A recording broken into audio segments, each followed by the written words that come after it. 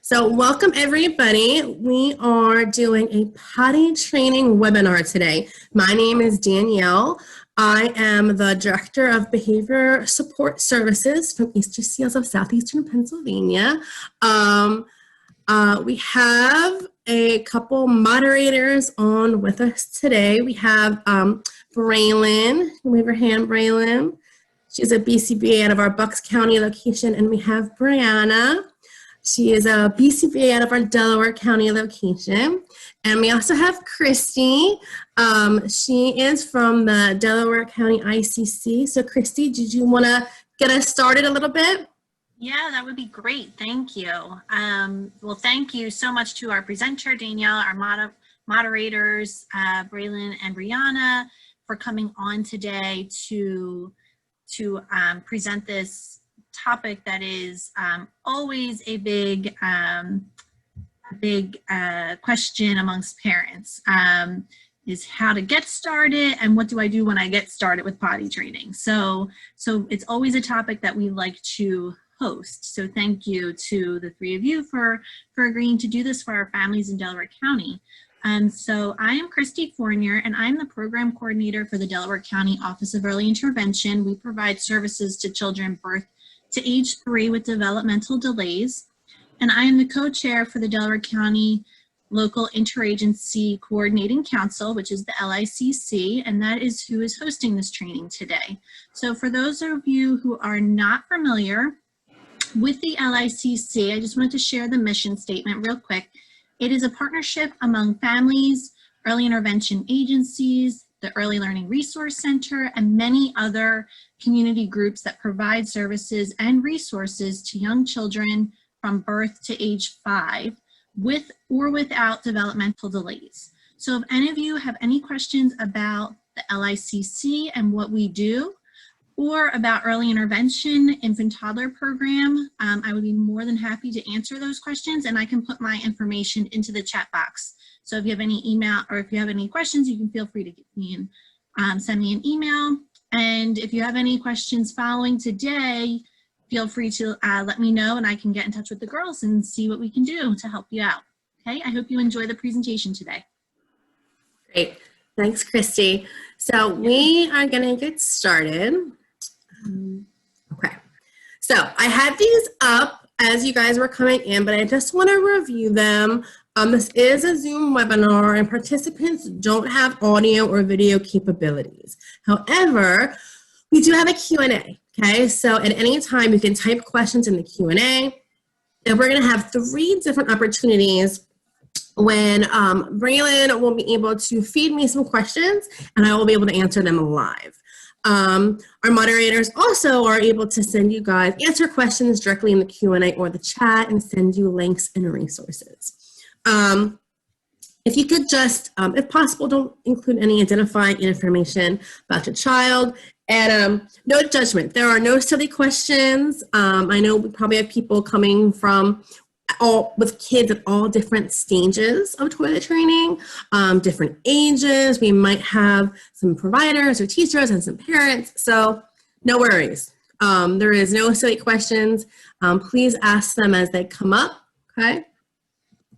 All right, so why bother? Why is potty training important? This might seem like a silly question, but it's important to start thinking about potty training when your kids are young, because they are little now, but they won't always be. Even for kiddos that have more severe disabilities or diagnoses, there's a place to start, okay? Toilet training will help to increase safety, okay, independence, and self-esteem. Okay, so no matter where your kid is at developmentally, it's important to think about this topic and to try to get started no matter what that looks like, because it might look different, right, for different kids and different families. So readiness. There's a lot of, I think, discussions about readiness and potty training and toilet training readiness. When is my child ready? And do they need to show certain signs before we get started? Okay. And if your child is typically developing, then sure, we can probably put together this list here of readiness skills. Okay, so we'll go through some of these. But I want you to also keep in mind that not every child is going to show all of these signs at the same time, right? And if your child is getting older and not showing some of these signs, guess what? You can still try, and there's somewhere to start, okay? So some of the typical readiness signs include staying dry. If they're still in a diaper or pull-up, are they staying dry for an hour or more at a time, okay? So are their bladders naturally holding for longer periods of time? Another kind of readiness predictor is, are you able to predict when they can go? Are they regular with both their patterns of urination and bowel movements? Also, are some signs of readiness include going to spots or looking for privacy, right? We've seen some, even early toddlers go to like corners of the room and they'll like squat down. You're like, oh, they're going to the bathroom. And then maybe you're identifying they're making certain facial expressions or gestures, okay? So you know, going over there means they're making a bowel movement, okay? Another sign of readiness is the kids noticing, right? They're now noticing that they're wet or soiled. Sometimes this looks different for different kids. It might be pulling down their pants, right? Sometimes we're like, oh, they're disrobing. Is that because they're ready to go to the bathroom, right? So sometimes some readiness skills might look like challenging behavior. And if you guys were here on our last webinar, we talked about PBIS strategies and challenging behavior. But sometimes disrobing is just a sign that I need to go to the bathroom, okay? Or that I'm wet, right? And I'm uncomfortable, okay? Sometimes crying, kiddos will cry or be more upset during, if they're wet or soiled. Some kids will actually pull their diapers off. Or just like other challenging behavior because they're uncomfortable, okay? So kind of like I said as we started this slide, even if you aren't seeing these signs, your child might be ready. And I say that because children with certain disabilities or developmental delays or diagnoses, these signs, readiness signs might be different, okay? So I don't want to get too hung up on, oh, well, my child's not doing this, so I don't think they're ready to start. We'll get to communication in a little bit. We'll talk about communication skills and how it relates to potty training. But a lot of times I hear, you know, my child can't talk yet, so they can't tell me they have to go to the bathroom, so I'm not even going to start. Don't let that discourage you. Even if your child isn't able to communicate yet with vocal language, or maybe they have a communication delay, don't let that stop you from starting to work on some of these skills, okay? All right, so I have to say that on my title slide, this presentation was created not just by me, but by an OT out of our Philadelphia division, Rachel, and her email address is on that slide. I will send you guys a follow-up. I will send you the PowerPoint, so you guys have that information. But she's an OT, so she helped me put together a lot of this information in the PowerPoint as it comes to motor skills. So I'm going to go through a lot of this with you guys. I am not an OT. That is not my specialty area. If you have questions about this section, I might be able to answer them. But if I'm not able to, we can keep a list of questions for Rachel, or we can provide you guys her email address directly. She said that she would be willing to also field questions after this presentation, okay? So motor skills. Our kiddos have a wide range of fine and gross motor skills in this young child age range, right? So sometimes we think of readiness skills, we think of motor skills, right? Can they sit upright on the toilet? Can they approach the toilet? Can they transfer onto the toilet? Can they step on a step stool? Can they shift their weight to reach for the toilet paper?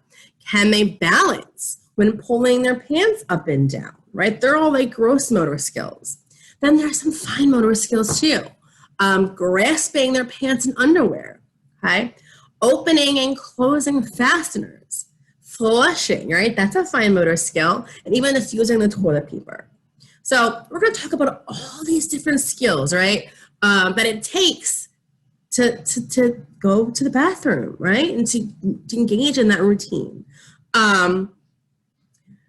Deciding on appropriate equipment can be a big help, okay? So there are many different types of potty seats, potty chairs that are available, okay? So if you look at my screen, in box 1, that is like a toilet insert, right? So it goes actually on the toilet, so their butts don't fall through the seat, right? Because sometimes going on a big potty can be scary for some young kids. So having that there can be really helpful, and it can kind of make them feel a little more stable and secure, okay? The number 2 is, you can't see it, but she's sitting next to the potty, so probably on something similar to 6, like a potty chair, right? Like I know my son had like very similar, this like little Elmo potty chair, and that's where he sat, and that's where we toilet trained him on. So you can use a little potty chair and a stool, or you could use a stool, a step stool like number 2, on the big toilet, okay? Having a step stool is important if your child's feet cannot touch the ground when they're sitting on either the big toilet or the potty chair, okay? That's important because it helps them to feel grounded and more safe and secure, okay? The step stool can also help for hand washing, right? So it can kind of have dual uses, right? Number 3 is more of a medical model of some toileting equipment. If your child has more significant physical disabilities, you can reach out to your PT or OT, and they can help you to get or acquire this type of equipment, okay? Because, like I said, just because your child has a specific disability shouldn't preclude them or exclude them from working on potty training, okay? And then 4, we found this little gripper on Amazon, and I do have the links to a lot of these at the end of the slideshow. If you're interested in these specific pieces of equipment. I am not promoting or advertising them in any way, but it can help, again, with kids feeling secure during those transitions, right? The slide before we talked about those transitions on and off the potty. Having the bar and the like little suction cups will really help with those transitions. I'm going to move my picture. Sometimes you can't really see things too well when my face is there. Okay. Number 5, I think, is a really cool find. Number 5 combines the step stool with the insert. Okay. So for some kids, see those 2 little handles at the top? That might be hard to maneuver. Okay. But for other kids, that might be okay. So again, these are just some options of equipment. If you can find the right fit, the right equipment for your child to use, it will help with those fine and gross motor skills, okay? And there's not always a perfect fit, right? If you work with an OT or PT, please talk to them about some of the options. But if you don't, you just might want to try some of them. Now, I am not a proponent of going and spending a ton of money on this stuff, okay? You can get some of these relatively cheap, okay? I know for my son, we had a toilet insert and we had a potty seat. And we gave him the option. Like I said, for him, he preferred a little toilet seat, but eventually we did have to transition, to the large toilet, okay? So it's kind of nice to have both. and to be able to give the kids an option. Okay. Here's another one. This is a 3-in-1 potty chair. So it can be used as the actual potty seat, or it can be used as a step stool. Okay, another cool option. Okay. Clothing management. So when we talked about those fine and gross motor skills, we talked about buttons and fasteners. Okay. But they're not the only pieces of clothing management that can be hard for young kids. Now, we're going to give you some strategies, but I also am going to say that it's okay to help your child do this stuff. And I think that's one of our bullets on here. But if they're not mastering all of these skills yet, that's okay. All right. We're just all different pieces of this big skill, which is the toilet training, right? But they're all these different components. So there are ways to work on some of these other prerequisites while we're starting potty training to make the whole routine easier, okay? So when we're thinking about starting potty training, try to get bottoms, pants, or shorts with elastic waistbands, okay? Because they're going to be easier to pull up and down, especially if your kiddos can't do a button or zipper. But I'm going to tell you, even if they can, it's going to take longer to undo them, right? So you want to have quick access to be able to pull up and down. We want to avoid things like onesies, overalls, footy pajamas, or any sort of complicated buttons, snaps, zippers, or ties. Even though some of those outfits are super cute, potty training is not the time to wear them, okay? We want easy access, okay? It says here you might only have a few seconds, right? If they're starting to go and you want to get them in the potty quickly. So you want to be able to do that fast to prevent an accident, okay? Again, I said this at the beginning, but this is so important. You can help, okay? Maybe you're going to pull their pants up like 3/4 of the way, and then they finish pulling them up all the way when they're done, right? And then you're going to praise them. Oh, great job pulling your pants up, okay? It's okay to help as we're teaching them this new routine of toileting, okay? Pulling up the back. That's a hard one. Kids often like pull up and then their like back is all like twisted. But it's good to teach the thumbs, right? So hold your thumbs, use your thumbs to hold the back of their pants and pull it up, okay? And use a language that fits the task. Simple, direct directions. Push them down, pull them up, okay? Try not to use language that they're not familiar with, okay?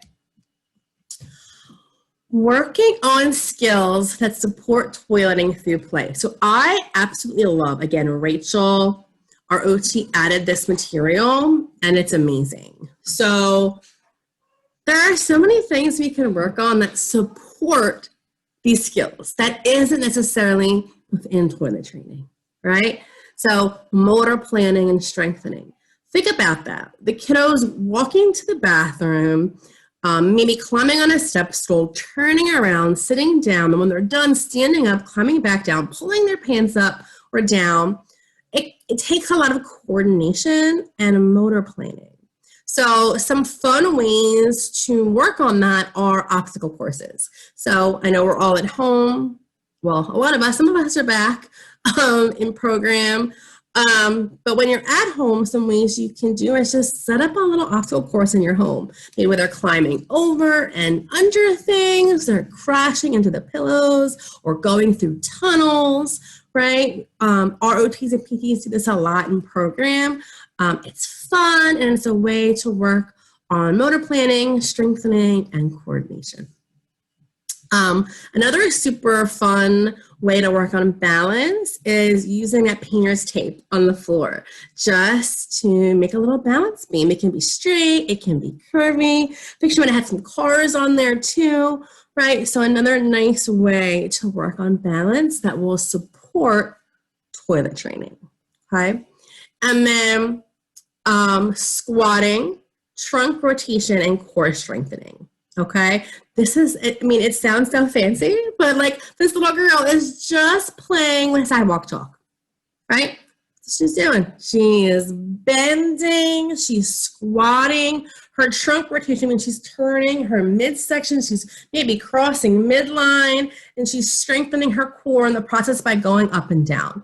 Okay, all of those skills will benefit her once we start toilet training. Okay, so if your child, you think, oh, I need some help with like their coordination first, or even during toilet training, these are some nice ideas of what you can do.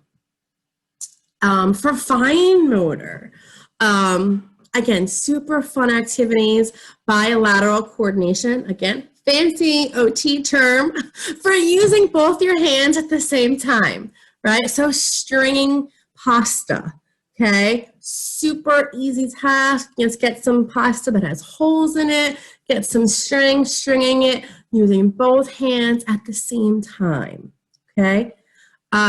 Grip strength, okay? Just squeezing sponges, okay? I know it's getting colder. Well, not yet. This week is actually going to be warm. But as it gets colder outside, don't be afraid to bring water play inside. Kids love water play. Yes, it can get messy. Do it in the bathroom. Do it in the kitchen sink, okay? But using sponges to squeeze can really help with that grip strength. And then precision with fine motor skills. I love this. As simple as drawing a line with a fun picture on the page. And then I don't know if this is like corn kernels, right? But finding little manipulatives to line up on the line, okay, can help with that fine motor and precision. All these skills will help when it comes to toilet training. Okay, so we're going to talk a little bit about sensory. I know some people had some questions about this to begin with, so this might answer some of those questions. Flushing, okay? Sometimes the toilet flushes are loud, whether we're talking about in our bathrooms at home or if we're in the community, okay? Using some of those automated flushers, okay? They can be loud. So maybe if you know your child has a sound sensitivity, let them leave the room before you flush it first, okay? Because we want to make toilet training a fun experience, okay? Now, that might sound like the opposite of what some of you guys are thinking about. You're like, toilet training, how is that fun? But it is. We have to make it fun for the kids, okay? They have to think of it as a fun experience. If they start to have negative experiences, like the loud flushing in the bathroom, they are going to be very avoidant, right? And not even want to go into the bathroom. So if we know that ahead of time, let's make a plan for it, okay? Let's say, okay, you get to leave before we flush. Or maybe you give them a choice. Okay, do you want to flush or do you want mom or dad to flush, okay? Some other little tips and tricks, it might be somewhere else in this presentation, but the automated flushers, you can actually, if you're in the midst of toilet training, you're working on going to the bathroom in the community with your child, bring a sticky pad. I don't have one with you, but bring a little sticky pad, okay, like a Post-it note. Put it over the sensor before you guys start, okay? And then you hopefully won't trigger that sensor to go off. So you can avoid the flush. You can flush after your child leaves the bathroom. And I think, again, this is on a later slide, but we're talking about sensory and sounds. So speaking about public bathrooms, another loud sound in a public bathroom is the hand dryers, okay? Those like air blowing hair dryers or hand dryers. So again, you can either just don't use them, okay? Bring paper towels. A lot of bathrooms have both now, like paper towels or the air dryer, so try to use the paper towels. Or it's okay, and my son, he's 6 now, he does have typical development, but everybody has sensory sensitivities and sensory differences, and he has a very sensitive sound. So I still hold his ears for him. We have a little system in the bathroom where it's like we both wash hands. I dry my hands first while he's finishing washing, and then before he comes to the dryer, my hands are clean and dry. I put them over his ears, and then he dries his hands. So a couple other tips and tricks. Smells. So if your kiddo is sensitive to smell, make the room smell nice and use preferred smells in the bathroom. Maybe you're going to put on like some lavender hand lotion or something like that. Fear of the sensation. Okay, so this happens sometimes, especially with bowel movements. And I'll talk a little bit about my son's experience when we get there. But sometimes kids are fearful of going number 2, of taking a bowel movement. My son was. So again, try to make it fun, use songs, encourage them, okay? Like, I know you can do it. It's okay, right? Let's like really encourage them, make it fun. Having that step stool so that they are in more of a squat position can help and make pooping more comfortable. When we get to the different types of schedules, I'll talk to you a little bit about one of the schedules and how it helped with my son as well. Discriminating sensations. So kids that don't know whether they have to pee or poop, they can just sit. It's okay. But that might be a little scary for kids. So the second strategy says avoid extremely consuming distractions to allow them to better kind of realize what's happening, right? So just like calming strategies can help. Trying to create an environment that isn't overstimulating, right? So if you need to like dim the lights at home or if you have a TV on, turn the TV down or off, that might help when they are potty training, so they can focus on what's happening in their body. Because some kids have a hard time connecting, like, this is what I'm feeling and this is what that means, right? And we can help them to kind of make those connections, but it'll be easier if it's in more of a calm environment.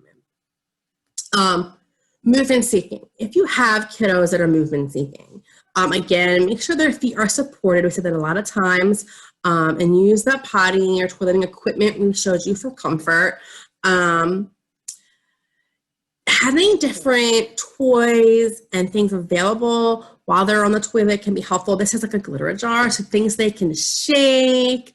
They can watch the glitter when it settles. Just like sensory bottles would help as well. That might give them some movement while they're sitting there on the toilet.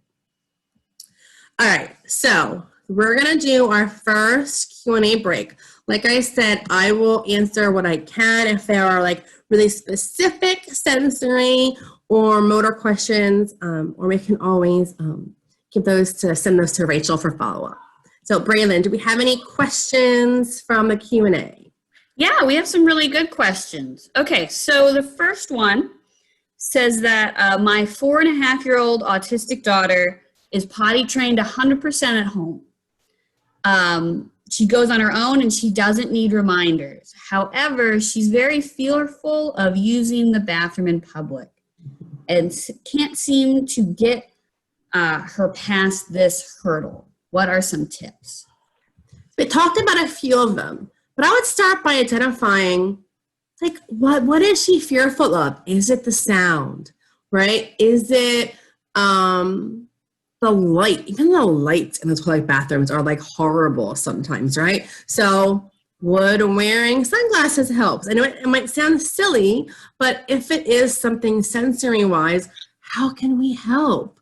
Can we have them use some headphones? I actually have some right here because I don't know if you can hear my son in the background, but I mean, these are like so typical now for people to wear for online learning. So you might have these in your house, but they're also, a lot of them are also noise canceling. So noise canceling headphones might be another idea if the sounds in the bathroom are loud, because even if you can manage your own toilet, the sounds of the other toilets flushing could be really loud and overstimulating. You could also, some other ideas, you could do like social stories and actually take pictures and maybe even record sounds This sounds weird. But just to prepare her before you go on an outing and before you're going to have to go into those public restrooms, right? Try to prepare her the best as you can for those experiences. And last strategy for this one, embed some reinforcement. We're going to talk about that when you're first starting. So at home, she's got it, right? You're probably like fading out that reinforcement if you're still giving it to her at home, like rewards for the toilet. So maybe for when you go out in the community, you have to bring back some of that, okay? You're going to have tools for her, right? You might have headphones, you might have glasses, but you're going to say, listen, okay, we're going to go to the mall and we're going to give you all these tools to use. Here's what it's going to look like. Here's what it's going to sound like.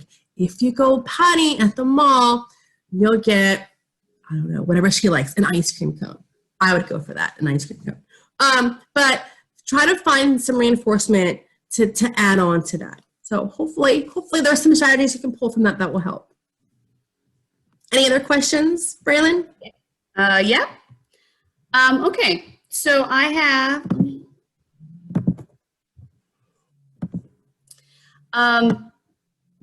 okay, I have kind of more of a general question, but somebody has 2.5-year-old triplets. Do you have any suggestions on kind of how to get started or what we can do when it comes to multiples? God bless you. I'll say that to start with. So we had this question before, last time we did this training just for our Easter Seals parents, and it was twins. And the question was, should you start at the same time or should you like stagger, right?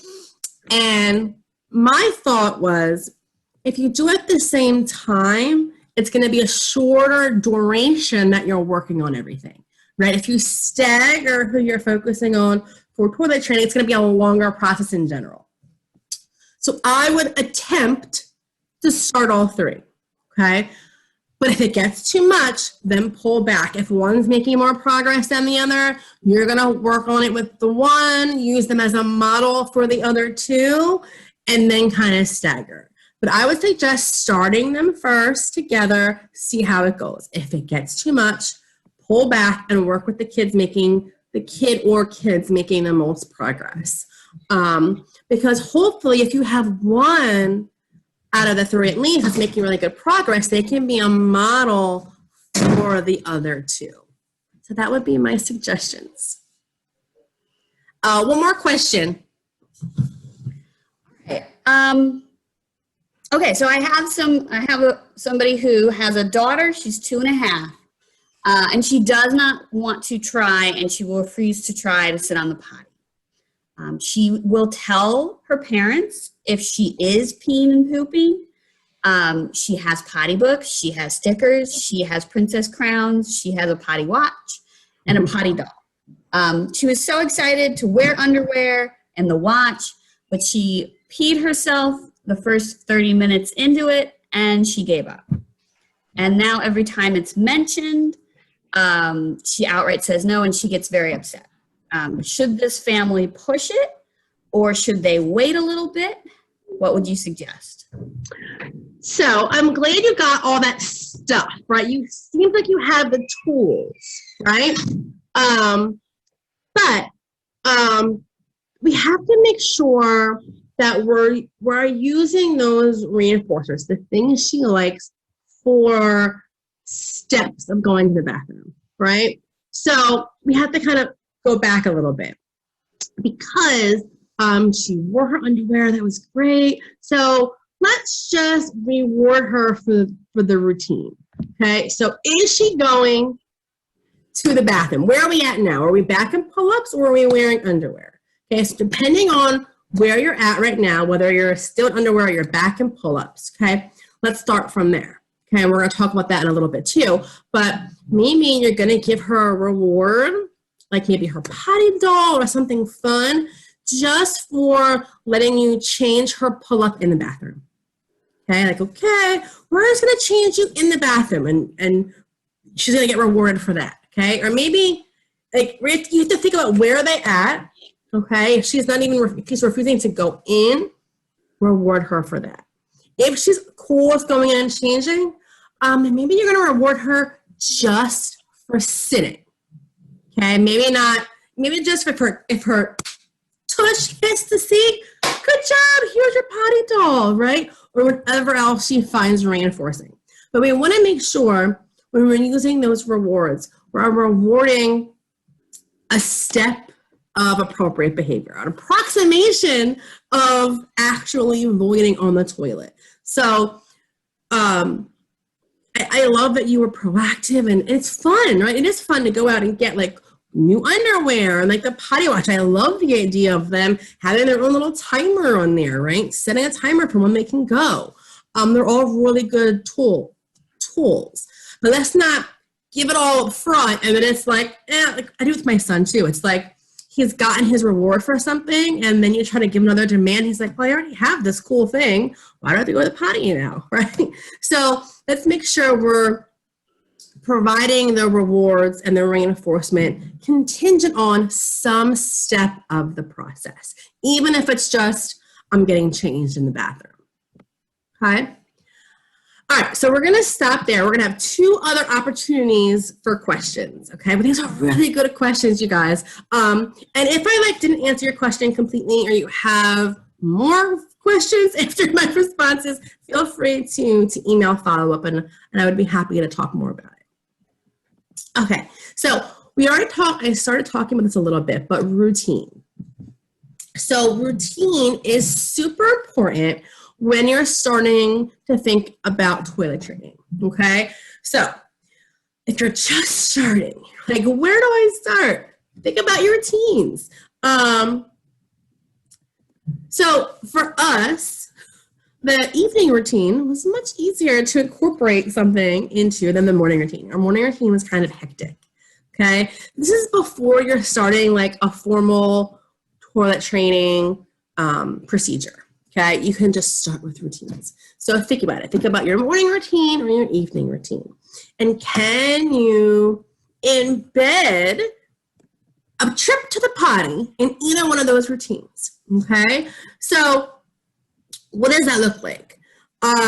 It might look like, let's say bedtime, what we did. So we actually did it like before our bath, right? So we would go in the bathroom. My son would actually strip out of everything because he thought he was getting ready for the bathroom. Like, oh, we're going to sit on the potty first before we get in the bath.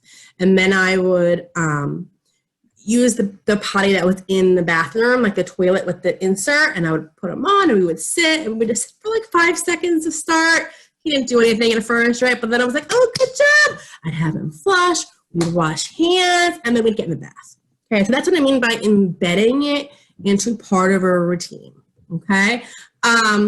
You do want to make sure that you're including the hand washing and drying into the practice of the routine, okay? And it's okay if you have to help.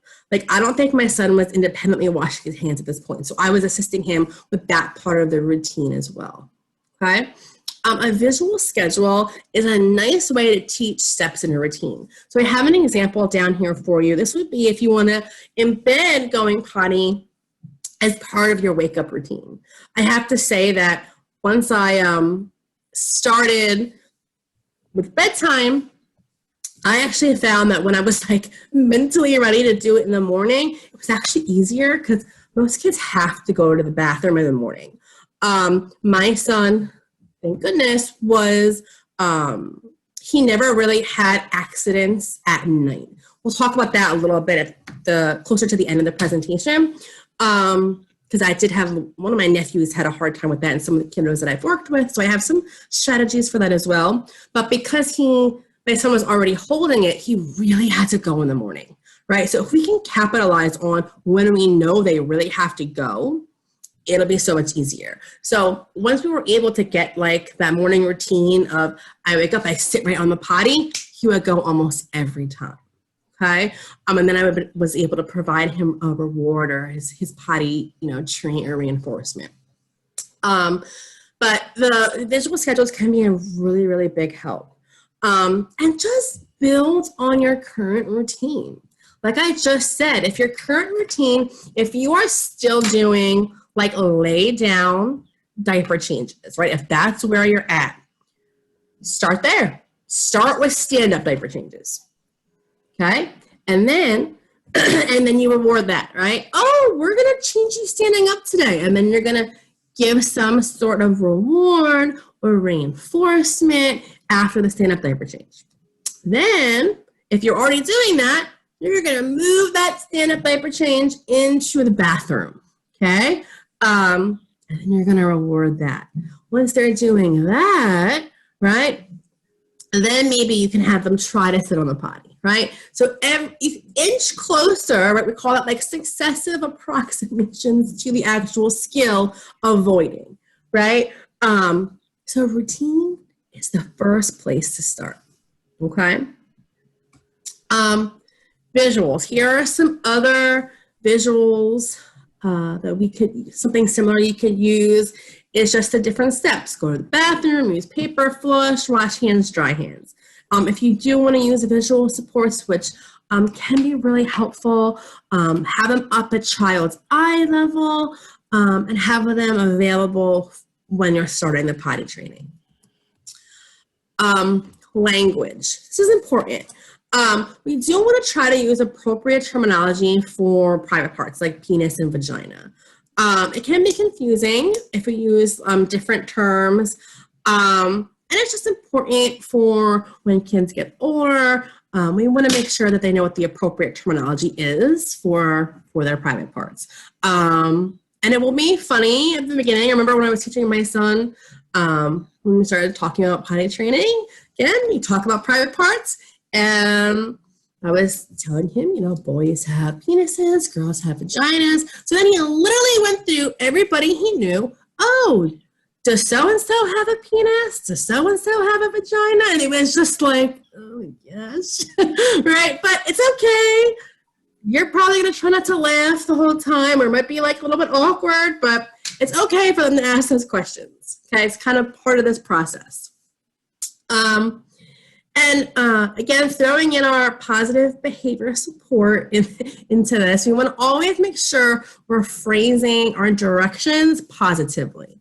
So always tell kids what to do instead of what not to do. So we're going to say, okay, we're going to sit still on the potty. We're not going to say stop wiggling.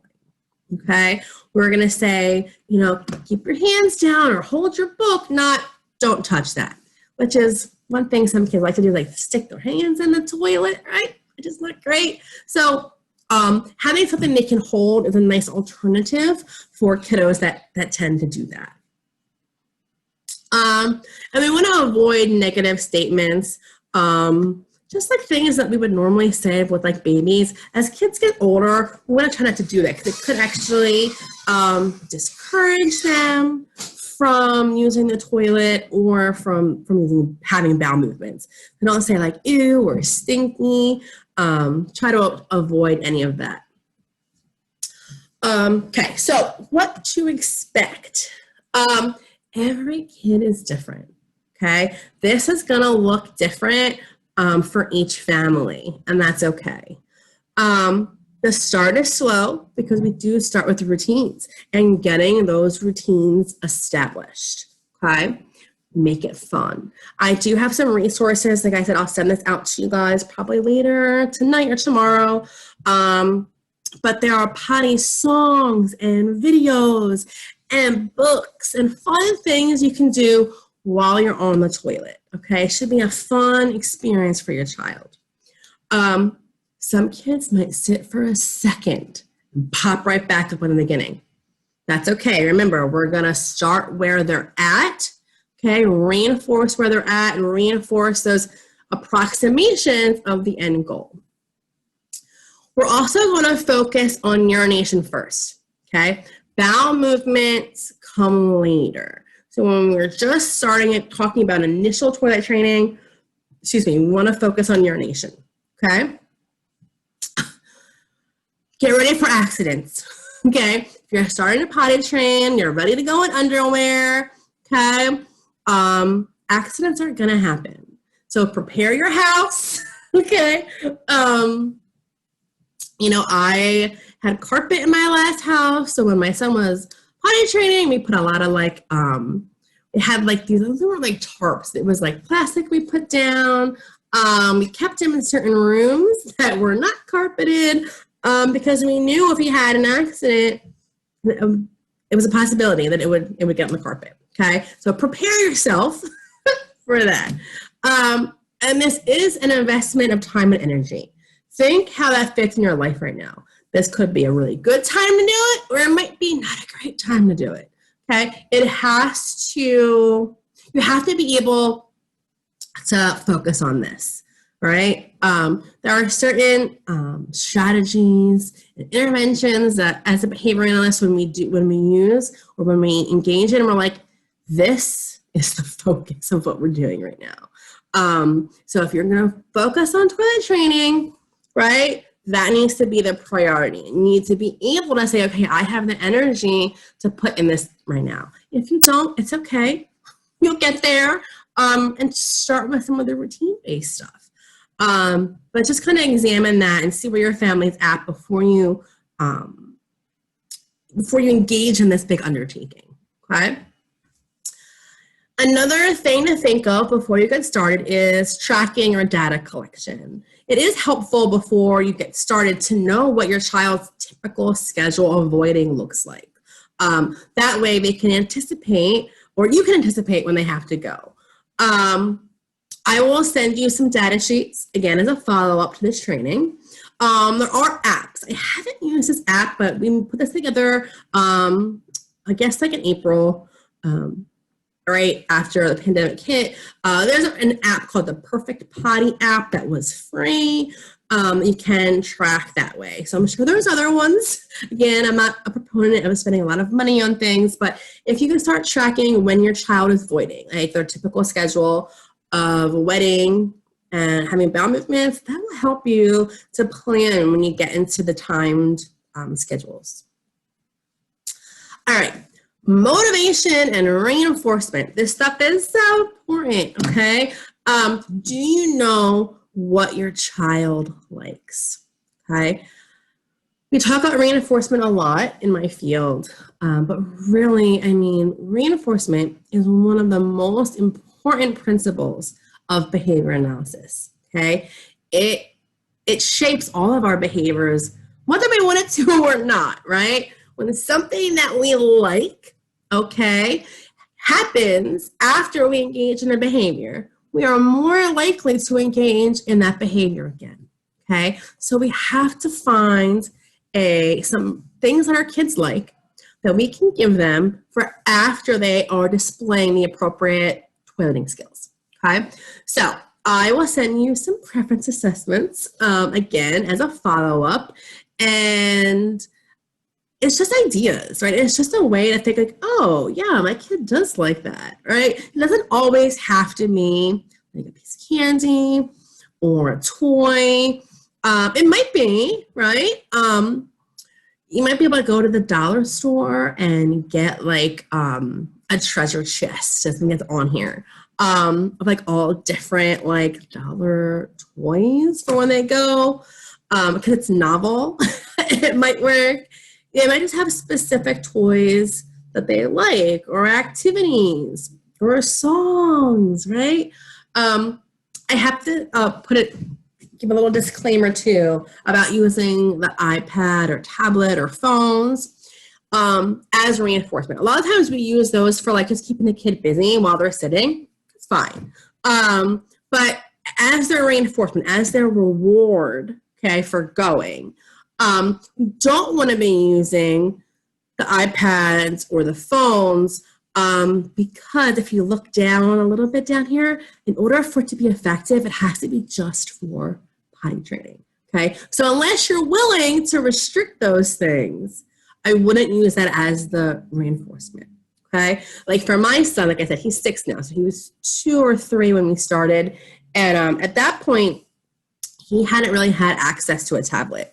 So we did use the tablet as a reinforcer, and it worked, but he didn't get the tablet any other time.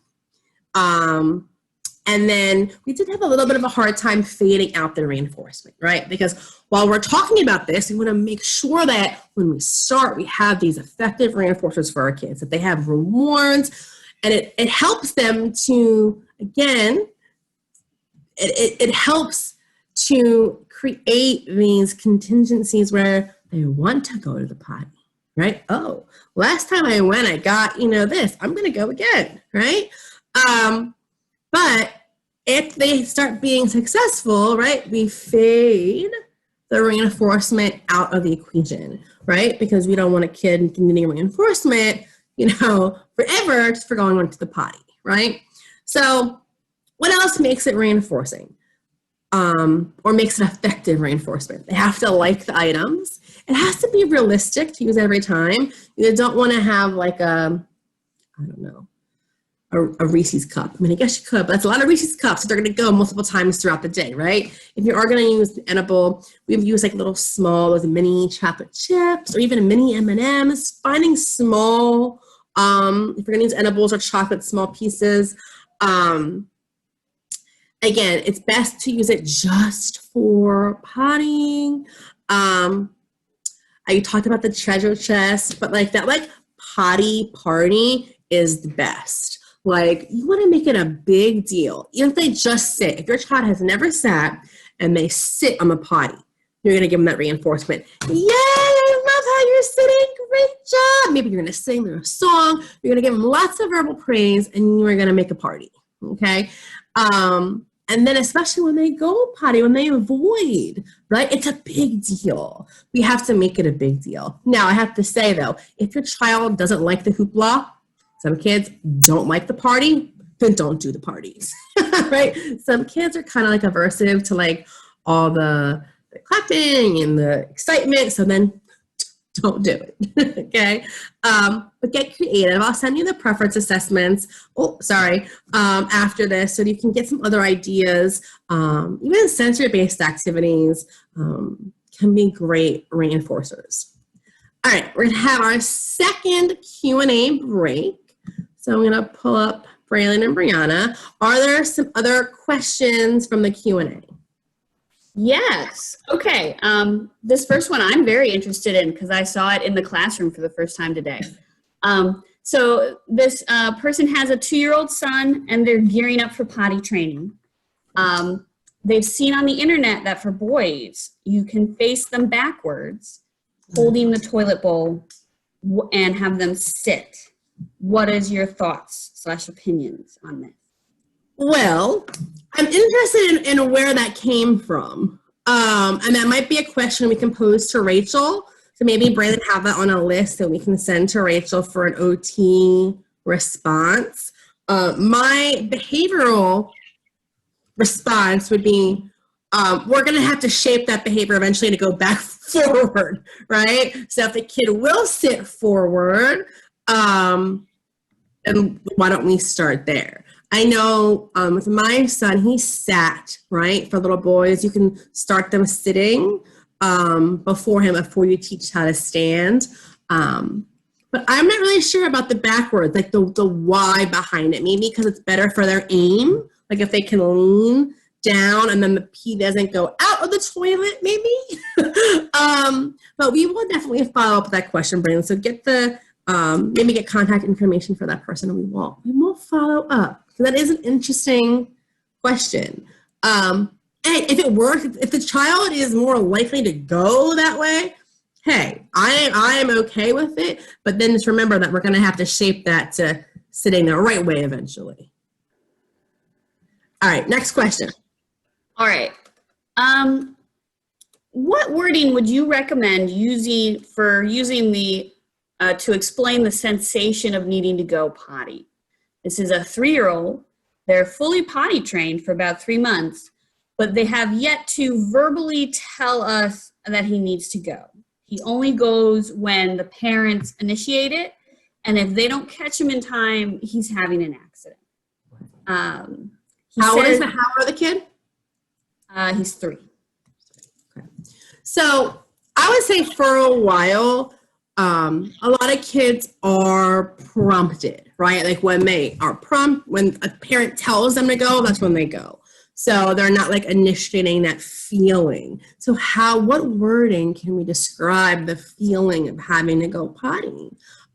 If your belly is full, maybe if your belly is really full, I don't know. That's an interesting question. And I think that one way we start with those like initiating the child requesting to the potty, when you're prompting them, right, you're going to also prompt them to request, right? So wherever your child is at, whether they can use language, you might say, okay, I think it's time to go. Can you tell mommy or daddy it's time to go to the potty, right? So practice those initiations with your child. Have them verbalize it. And then maybe talk about when you're prompting them, because say like, how are you feeling right now? Is your belly full? Do you feel like, I don't think a kid can understand like pressure at that age, right? But maybe like, is your belly full? Do you feel like you have to go potty? So maybe talk to them within your prompt, right? So it's time to go potty. Tell mommy it's time to go potty, and they repeat that back, and then kind of probe, how are you feeling right now? Does your belly feel full? And then try to elicit some responses that way, right? Because then you can start to associate the request, if I'm prompting you to say, I have to go to the potty, with how they're actually feeling. So I would start trying to do that to make more of a connection and try to make them more of independent initiators. Another strategy that I've used for the initiation is, instead of the parent saying, it's time to go to the potty, set a timer. Someone said a potty watch. I think that's such a cute idea, but set a timer, right? This might be a next step after you prompt the response, and then when the timer goes off, they have to come find you and say, I have to go to the bathroom, right? So now it's the timers going off. It's a signal. They have to make the request, and then you can assist them.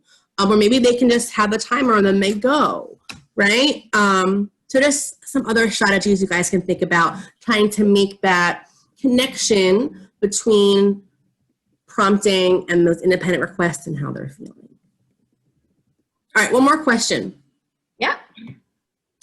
All right. So we have another one who's kind of like halfway there and not quite there. So my 4-year-old son is doing well with potty training, but still has daily accidents where he's wetting his underwear and pants. So I'm assuming they're talking about avoiding urine. We are still using, we got him a potty watch. It goes off every hour, but it's still, there's accidents still happening. We're using rewards, we're using matchboxes, we're using cars, M&Ms. He needs to be trained for school, which starts soon. Any ideas?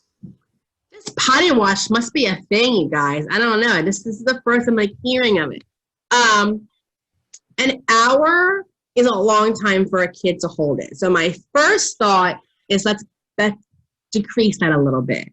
Maybe do like half an hour intervals. Normally when we start toilet training with a 3 to 5-year-old, we start with 15-minute intervals, 20-minute intervals. That's the shortest. And then we build up. So maybe our intervals are too much right now. So maybe back up those intervals to either 45 minutes, 30 minutes. And then make sure your reinforcers are effective. Depending on how long you've been potty training, they may not be so into those rewards anymore. My last suggestion is track. Okay, are you keeping track of when they're having those accidents? Because what we found sometimes in schools and preschool, that when we start to track, kids sometimes have accidents like 20 minutes, 30 minutes after lunch, right? So if it's not falling in your normal every hour we go, according to my potty watch, maybe just that interval you have to shrink, right? But you have to start taking some data to see, okay, when are these accidents occurring? And then if there is a pattern, shrink the time intervals during those periods. And again, this is for the short term, guys. For the short term, the goal is avoiding accidents. Okay, avoiding accidents and making sure we have effective rewards or reinforcement for when the kids go potty. And then eventually, right, we increase the intervals and we fade out the supports. So to try to be more successful for now and avoid those accidents, maybe shrink your intervals or shrink certain intervals if you can identify a pattern. Okay, awesome questions. Braylon and Brenna, do you guys want to add anything? I'm sorry, I haven't asked. Is there anything that additional strategies that you'd want to add? Yes. So when I've really been like scratching my head going like, I can't figure out when this child will pee. I've recorded how much liquid that I'm giving them. So not only are you going like, hey, it's going to be every 30 minutes, but in my mind, if I know I gave him 6 ounces of apple juice and that was at 10, I know that I should probably put him on by like 10:20 because like 10:30 might just be too late. And that also kind of, once you get the hang of doing that, it makes it so that you don't have to be such a, strict person following your watch. Because if you know you haven't given them drink in an hour and a half, they're not going to pee, like you need to fill the tank for it to come out. So it is a little extreme to measure how much liquid, but it does also, I feel like, sometimes answer the question of why is 30 minutes not working? Like why does he have to pee twice now? Oh, it's because I gave him, he had 20 ounces. Like, of course he's peeing. It kind of answers that question. That's a really good point because one of the strategies we're going to talk about is pushing liquids, right? So a lot of the times we push liquids when we want to start encouraging potty training. We give more liquids than we typically would, right? But I know, going along with what Braylon said, I've worked with a family that the mom was like, he does great at school and he goes on the potty and he never has accidents. And then he comes home after dinner and all night he has accidents. And I'm like, oh, that's interesting. Like, what are they drinking? She's like, well, he drinks like 3 cups of iced tea at dinner. I'm like, well, that's why, right? So, right, remember, like, your input is going to kind of affect your output, right? So that's a really good point, Brandon, when you're trying to figure out, trying to anticipate accidents, taking into consideration the liquids is really good too. All right, so we're going to get into the nitty gritty, okay? So we have like half an hour left, the nitty gritty. This is the stuff that people always ask about. We're going to get into the scheduling, okay? But before we get there, a couple more things. So do what works for your family. This can be individualized. It can be modified, okay? Do what you are comfortable with, okay? Make sitting time fun, okay? I'm going to look up these potty watches, you guys, but like fun. They also have timers like on your phone, like fun timers that like there's like pictures they can watch. Sometimes just setting a timer on your phone and then the kid watch it can actually help. Social stories, even with your kids' pictures. I know in some of our programs, when it's time to potty train, we make each kid their own social story. It has their own pictures in it. And it talks about, Joey's a big boy now. He's going to go on potty. We're going to go to the potty a lot. And when he goes, he's going to get a Matchbox car, right? So just talking about what the process is and making it individual for the kid can make it fun. And then you can read that story while they're on the potty, okay? Making it fun. Okay, if sitting is a challenge, take a step back, okay? Back it up. You can back it up to those routines, right? Let's go to the step before, maybe adjust stand-up changes. You can always try again. Okay, it's okay to back up and start it again at another time. Okay, there is no shame in that. Okay, because every kid will take to this when they are ready. Okay, when sometimes it's just not a good time. Okay,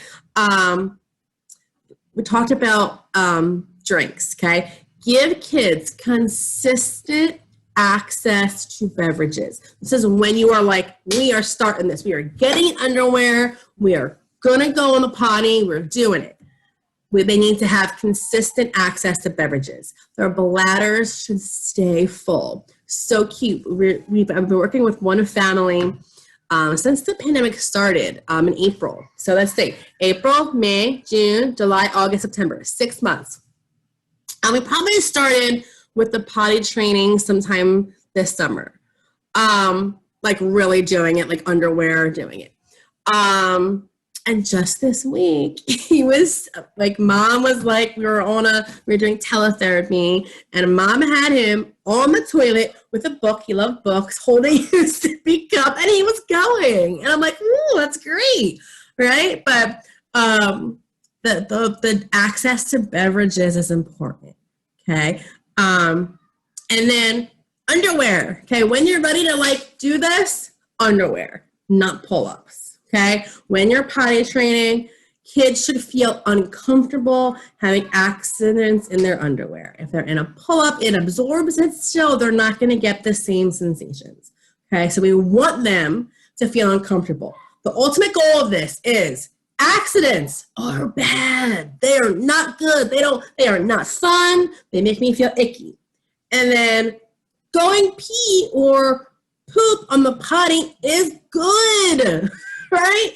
I get fun stuff. I stay dry. Okay. And you want the kids to understand that dichotomy. Accidents, not fun. Potty training, going pee on the potty, super fun. Okay. If your child has more significant medical needs or has a feeding tube, that's okay. Like any kid can start toilet training. So tracking when they're voiding, again, it will be really important because the scheduled training might be a really good option for these kids because their input, like we said, is going to be consistent. So their output will be very consistent as well. So making a schedule for them of when they are going will be helpful. And for our kids with mobility issues, we can assist them to get onto the potty. Right? Even if a kid cannot physically, like we're talking about motor skills, if they don't have the motor skills to get onto the potty, that's okay. We can physically assist them to do that. All right? All right. Schedule training options. Okay. So this is, if you guys are familiar with some of these options, this is taken from Fox and Azarin literature. It is a modified version of Fox and Azarin that I have used for preschool aged kids. Okay, so this is our scheduled training option 1. Okay, sorry. I'm gonna take a sip of water because I'm talking a lot. So take your child to the bathroom every 15 to 20 minutes, but keep them actually on the potty for no more than 5 minutes, okay? Or if they go, they're done, okay? You can set a timer for those 5 minutes. If they don't void within those 5 minutes, you can either prompt them or ask them to pull their pants back up, put their clothes back on, or you can help them. Don't forget to wash hands, and then they can leave the bathroom, okay? If they void while on the potty, you're going to give them their reinforcement. You're going to have your potty party. You're going to, even if you're giving them like a tangible reinforcer, you are also going to give them their praise, right? So if you're going to give them, I don't know, like a little treat, you're going to say, oh, here's your chocolate chip. Thank you. You did such a great job going on the potty. So use your praise, use your party with your reinforcer, okay? And you want to do this while they are even still on the toilet. Okay, I know it sounds like a little weird, but reinforcement is most effective when it is immediate, when they can make the connection of I'm peeing, I get my reward, okay? You want to provide as little verbal directions as possible to put clothing back on and let them to leave the bathroom, okay? And that's just in general, like if you can just if they can do it on their own, you don't need to prompt them through each step, okay? Especially if they did not go, right? If they did not go to the bathroom, you're not going to have a party, okay? Because this is where you've already worked up to this point. So when we're starting this scheduling option, sorry to say that, when you're starting this, you're already to the point where they are sitting, and they can sit for 5 minutes with a reinforcer, okay? You have to get there before you start the schedule training. If they're sitting for 1 second and hopping back up, you're not really ready for this yet. You got to build the time they can sit on the toilet until you can work up till this, okay? All right, dry checks. This is another part of this option, okay? So again, you're going every 15 to 20 minutes, and you're going to have them sit for about 5 minutes each time. Now, every 5 to 10-ish minutes, when they're not on the potty, okay, you're going to have them check their own pants. It's called a dry check, okay? And if they're dry, you're just going to give them some verbal praise, okay? You're going to say, oh, awesome, your underwear is still dry. What a big boy or girl, okay? And that's it, okay? If they are wet, we're going to go over a possible procedure. It's called positive practice for if they had an accident, okay? All right, so we'll go over the positive practice after scheduled training option 2, okay? So scheduled training option 1, okay? 15 to 20 minutes, every 15 to 20 minute interval, we're going to sit for 5 minutes. The next scheduled training option is a sit till you go method. Now, I do not utilize this method within like a preschool program, but I have utilized this in homes. I used it for my own kid.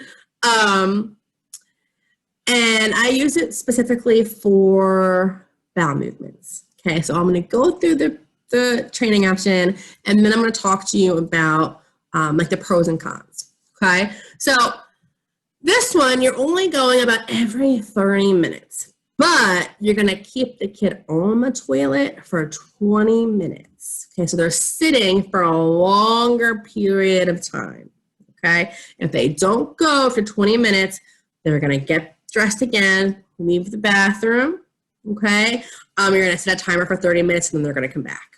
Okay, if the child avoids during this time, same thing, right? You're going to have your party, you're going to have your reinforcement. Here you go, here's your potty reward.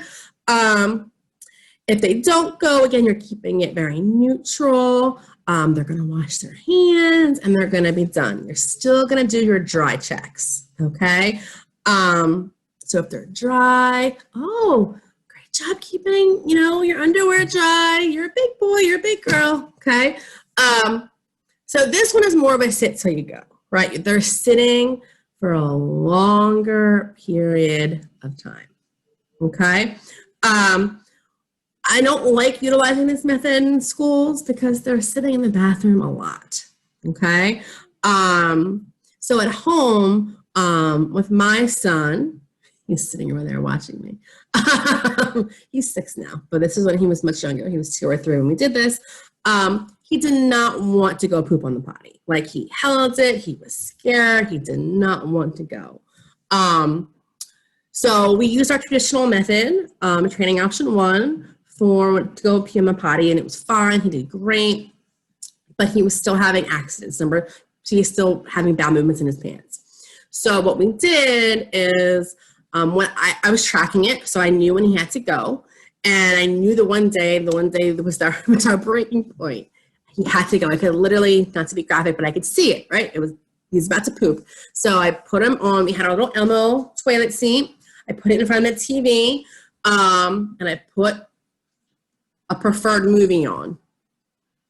So he sat, and I sat with him, and I was like rubbing his back. I was encouraging him. We had a preferred movie on, and he went. And that was it got him over the hump a little bit. But it was like we were going to sit there until the poop came out, right? But I tracked, so I knew when it was. We definitely sat longer than those 5 minutes. It was probably about no more than 20 minutes that we sat. So that's scheduling option 2, sit till you go. So now, sorry, I'm going to move my face so you guys can see this a little bit. All right.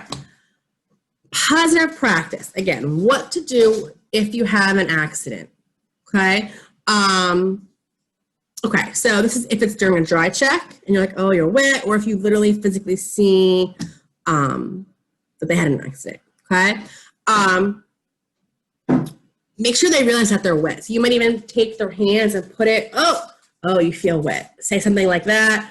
And then you're going to take them or show them where they have the accident. So this is an example. If they peed on a chair, we don't pee on the chair, we pee on the potty. And then you walk or direct them to the bathroom, okay? You're going to have them pull down their wet, probably clothing, have them sit on the potty, not too long. If they didn't finish voiding, you can have them sit for longer. But if they completely voided as an accident, just have them sit for a second, pull their icky clothes back on, okay, with minimal intention, minimal verbal directions, and go back to the spot they urinated and follow the same routine. We don't pee on the chair, we pee on the potty. Welcome back. And you can repeat the procedure with the back and forth 5 to 10 times. Now, I have to say, with our little guys, we typically don't do it more than a handful of times, okay? And it needs to be a quick process. After the last time, whenever you say, okay, you're going to talk about it as a family, if you're going to even use this part of the procedure, again, you don't have to, or if you're in a preschool or a child care program, have a decided number of how many times you're going to do the positive practice back and forth. After the last set, you're going to help them to change and clean the spot where the accident occurred. Now, you want them to be part of this process, but you don't want to give them a lot of attention.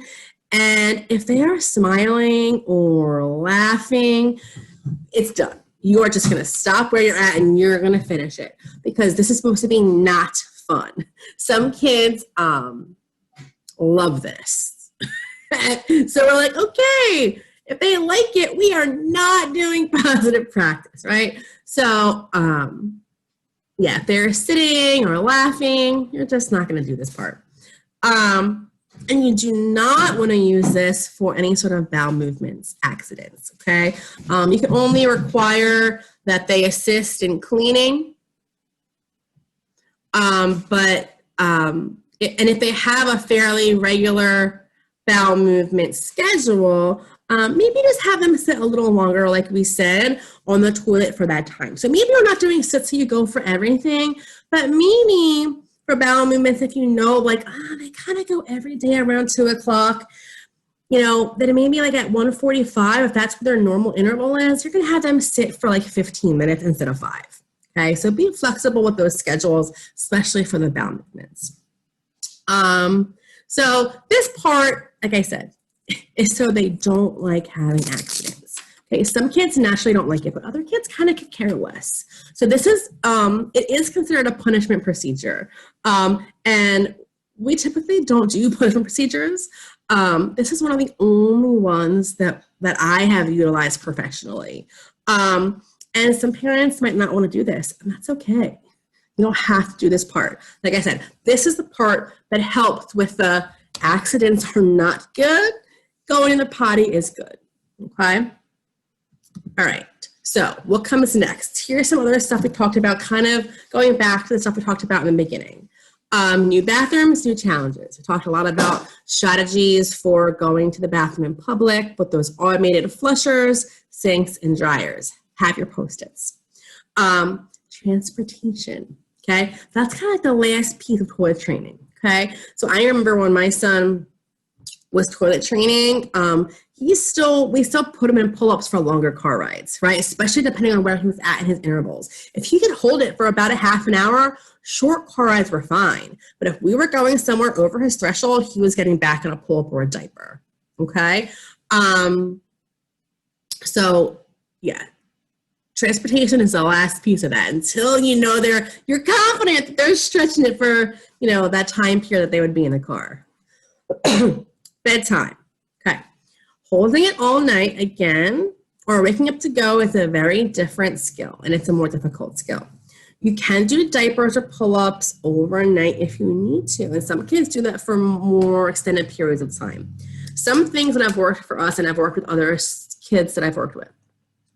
Double bathroom trips before bed.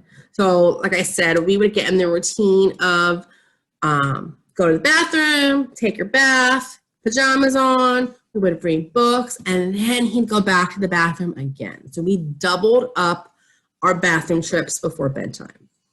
So that's one strategy. Another strategy is, luckily I didn't have to do this with my son, but my sister had to do this, waking your kiddo up, like even before you go to bed. So let's say, even if you do double bathroom trips before bed, and then they go to bed at like 8:30, and then it's like 11:30 when you go to bed, waking them up again, having them go to the bathroom again. Or if you're tracking, right, track when those accidents are occurring, you're gonna wake them up before, in the middle of the night to have them go. Okay, so similar strategies for those accidents overnight. Like I said, the bowel movements, the pooping, most kids do the urination first, and then the pooping when the potty does come later. Telling you, you have to go. So the request. So some of you had some questions about that. Have visuals available if that would be helpful. Like just like a picture of the potty. I've had one floating around my bag. I should have grabbed it for you guys. But just a picture that can be posted up even outside your bathroom and the kitchen, right? So either your kid can request using the picture or you can model it. Oh, it's time to go to the bathroom, right? You're gonna model the request, right? Before you expect your child to make that request, okay? That will help. And then fading their rewards, right? So once they start going consistently and they're going on a regular schedule, right? Then you can start fading those rewards out.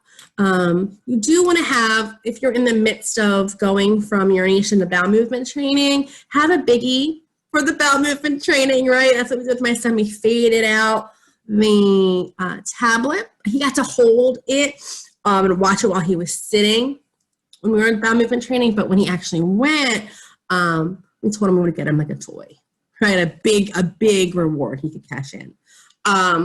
So fade them after they are successful and not having accidents, okay? All right, so I gave you guys a lot more information. I'm gonna pull Brandon and Brianna back up. So we do have about like 10 minutes for some questions. Okay, so we have one question. My 4-year-old does better using the potty if he is naked. But when he has clothes on, it appears more difficult for him and he has accidents. Any advice on how to get him used to wearing clothes? Interesting. I've heard this before. Now, letting them kind of run around naked, they're more likely to go on potty. So if he's successful naked, I would say, what does success mean to you? Is he requesting to go on his own? Or is he going on a schedule, right? Like, what does that mean, right? And then let's start fading in clothes, right? So let's just start with, if underwear is too much, start with a pair of socks, right?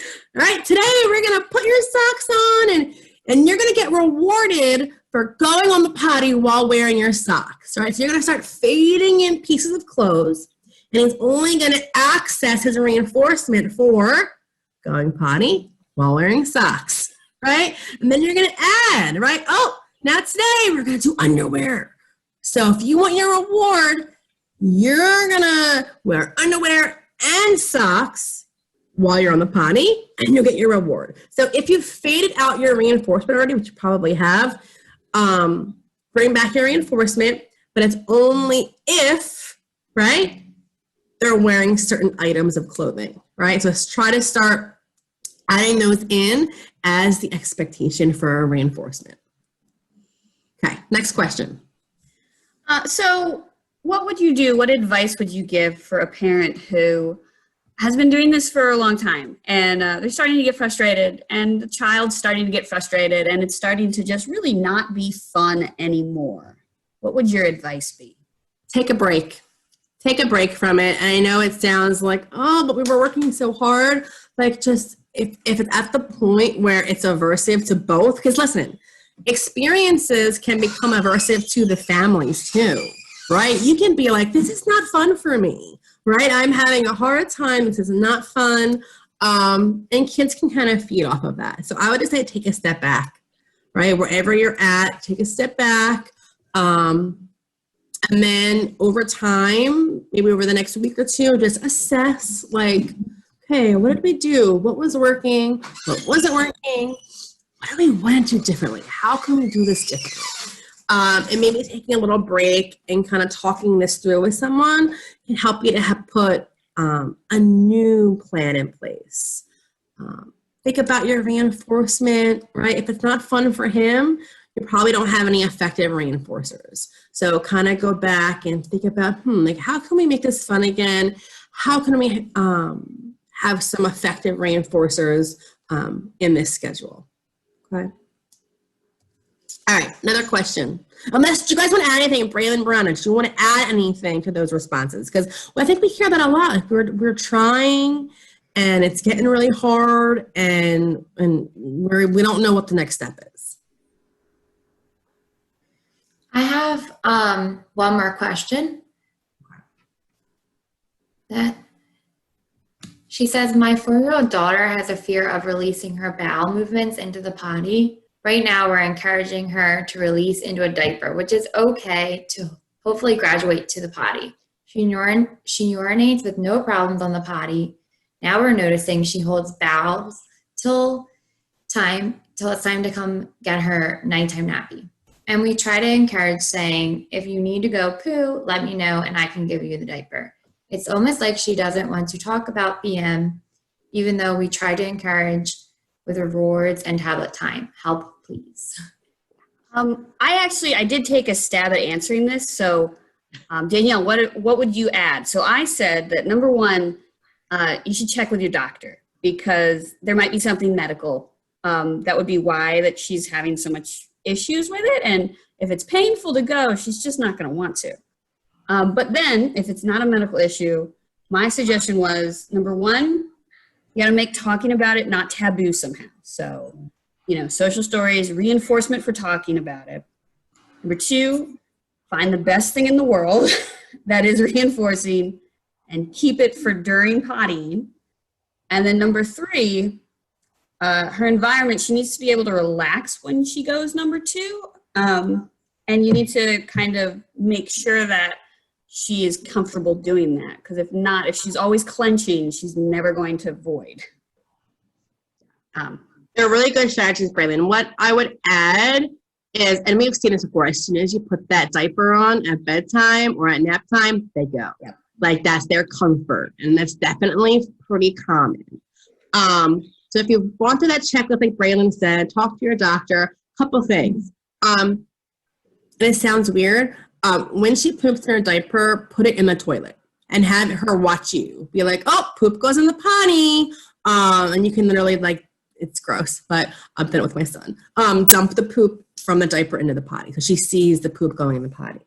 Like Braylon said, talk about it. Talk about it. Like, I know, and we talk about emotional literacy a lot within PBIS, but just say like, I know this is scary for you. I know that this is something new and it's different, but it's okay if you feel scared and go out on the potties. It's good. It's a good thing. It makes you a big girl, right? So have those conversations. I like the use of a social story too, even if you can make it specific to bowel movements.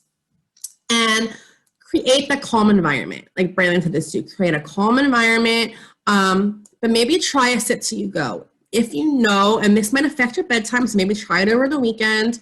But if you know it's, she goes, I put her nighty diaper on at 7:30, she goes by 8, maybe you're gonna stay up a little later this weekend.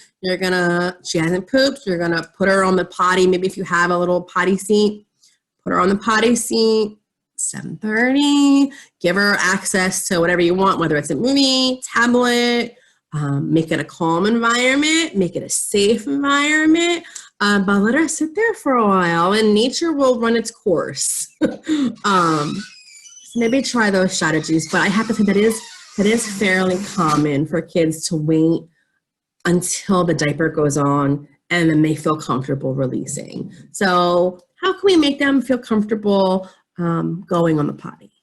Okay, so lots of different strategies, but I hope one of them helps. All right, so it is 4:30. I have a ton of resources for you guys. I will send this out. When you registered for the training, I did get your email, so I will send this out to everybody. There is some adaptive clothing that Target sells that might help. I have some links for some cool potty songs for you, some additional apps, those timers, books. There was a note on here that if you do have behavior support, or if you've ever explored wraparound behavior support, like community behavior support, they can assist with this. So there are professionals available that could help as well. There are some read aloud, some links there for you guys. Here are the links to all of the equipment. I don't know why they're so long, those Target links, but the links are there. So I will send all of that out. And yes, I will send out the PowerPoint, the additional resources, out in an email to you guys, as well as the link to this recording because it has been recorded. So thank you guys. Christy, did you want to close us at all? No, I think everything was great. All of the questions seemed to get answered. Thank you again to the three of you so much because this is such a great topic to have for everybody. So thank you all. And I know that somebody did ask about if there was ever going to be more topics, so they did enjoy this one as well. So we will be in touch with Danielle because she's been great for us lately. So thank you. Well, thank you guys. Thanks to Braylon and Brianna for being on and helping with the questions and the moderating. And you guys have a wonderful evening. Feel free to email with additional questions. Thank you.